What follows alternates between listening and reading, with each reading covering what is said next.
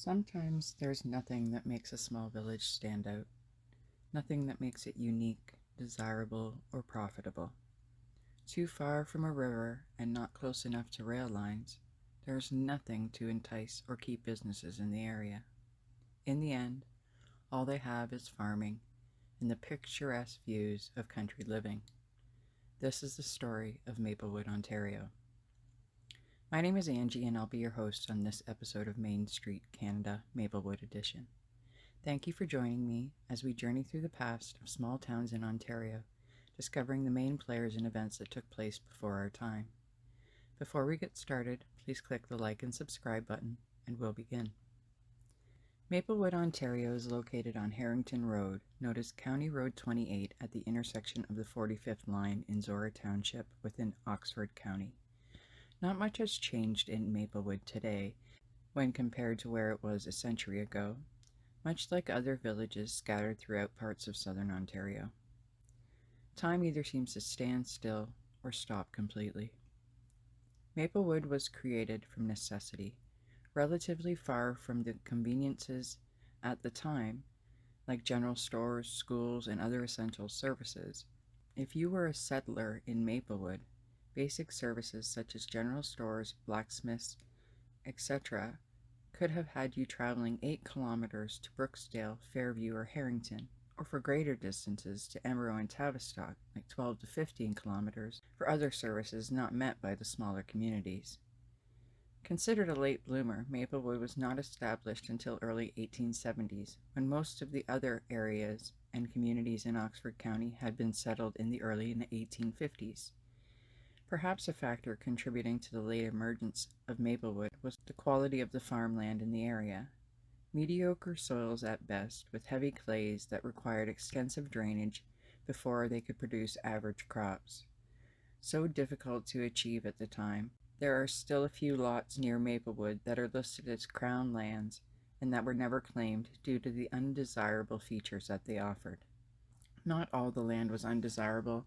To someone with some creativity and entrepreneurial spirit, there could definitely be potential.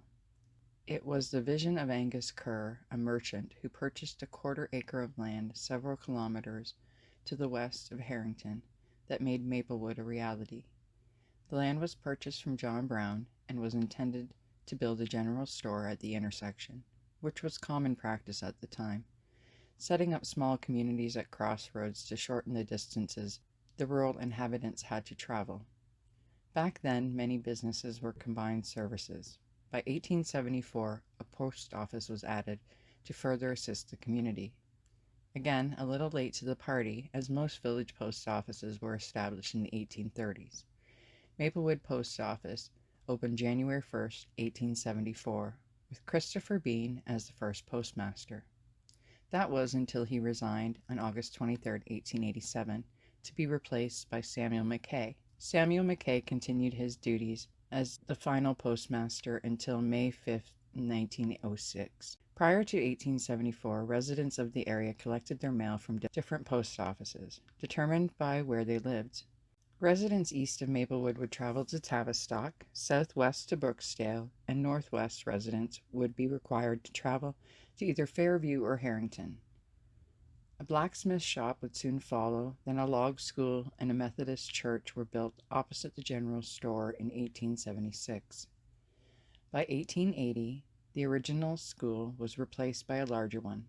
10 years later, the general store and post office would be destroyed by fire and then rebuilt in the early 1890s. During the decade of the 1910s, Maplewood's post office closed, as did the Methodist church. The church building was sold and moved to Harrington in 1925, where it's used as a place of worship for Presbyterians who choose not to become a part of their newly created United Church of Canada. While many similarly sized hamlets quickly faded into oblivion after their post offices closed, Maplewood continued to do well for a while. However, it was the introduction of rural mail delivery that would eventually be its demise. Small rural post offices began to close, with Maplewood escaping the first wave of closures between 1912 and 1914. Maplewood's post office revenues were larger than those of the majority of the offices that had closed prior to the 1920s, and maybe this is the reason for their ability to hang on a little longer. In 1911, post office reports showed that Maplewood generated $169.50 worth of business through the year 1910 to 1911. This amount was much higher than 34 other offices in Oxford County. Not the highest of all the offices, but still higher than 34. Those offices with lower revenues than Maplewood would close between 1912 and 1920. Maplewood's initial reprieve didn't amount to much, as the post office was closed on March 31st, 1916. By that time, the Maplewood's residents were served by rural mail delivery out of Embro or Tavistock. In the 1960s, Carl Wetlaufer's general store continued to be well stocked and still profitable. However, the store closed in 1980 after Mr. Wetlaufer's death, and now has been converted into a residential home. The blacksmith shop was in business for almost 100 years. First established in the 1870s, it continued business until 1962.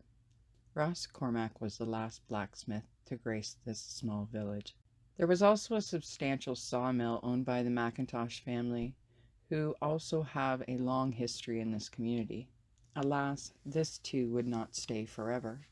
It was almost like a chain reaction. Once the small businesses started to disappear with Progress as the culprit, the school was soon to follow. Closed in 1968, following rural school amalgamation of West Zorra, children whom had once attended the Maplewood School would now be bused to the fully modernized Zorra Highlands School near Embro. Today, Maplewood remains as a small residential community with little else. You will find a couple of dozen people living here who enjoy quiet country living and who are less reliant on the conveniences the city has to offer. Sometimes it's the nothing special that makes a place the most desirable. This concludes this episode of Main Streets Canada, Maplewood Edition. I hope you've enjoyed this walk down memory lane that we take, and I invite you to subscribe to see where we end up next. Once again, thanks for spending this time with me. I look forward to your next visit. In the meantime, have a great day.